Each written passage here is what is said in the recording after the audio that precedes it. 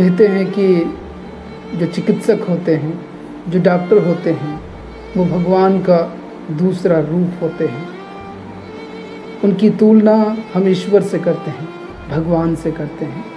यहाँ तक कि अगर हमें कोई बीमारी हो तो हम ईश्वर के पास समक्ष जाने से पूर्व हम डॉक्टर के पास जाते हैं। उनके पास जाकर हम अपनी चिकित्सा करवाते हैं। यहाँ मेरा कहने का तात्पर्य यह है कि भगवान से पहले भी हम डॉक्टर के पास जाते हैं अपनी जान बचाने के लिए, अपनी बीमारी को ठीक करने के लिए, और तब कहीं जाकर फिर हम भगवान को भी याद करते हैं। तो डॉक्टर्स जो हैं उनका स्थान जो है वो पूजनीय है, माननीय है, आदरणीय है। लेकिन इस समाज में अगर डॉक्टर्स के साथ ही ऐसा होने लग जाए, ये बहुत ही दुखदाई है, बहुत ही निराशजनक है। ऐसे समाज के आदरणीय एवं माननीय चिकित्सकों के साथ ऐसा कभी नहीं होना चाहिए। जिंदगी की भी एक हद होती है, एक सीमा होती है, परंतु कुछ दरिंदे ऐसे भी होते हैं जो सारी सीमा को लांघ देते हैं।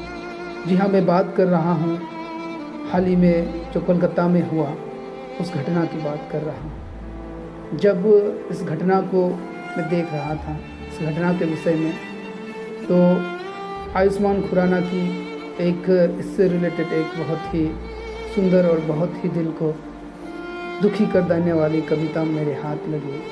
तो मैं उस कविता का पाठ करके आपको सुनाना चाहूँगा, क्योंकि इस कविता में उस लड़की की चीख है, पुकार है। ये वो कहती है कि मैं भी बिना कुंडी लगा कर सोती, काश मैं भी लड़का होती। झिल्ली बनकर दौड़ती उड़ती सारी रात, दोस्तों के साथ फिरती, काश मैं भी लड़का होती।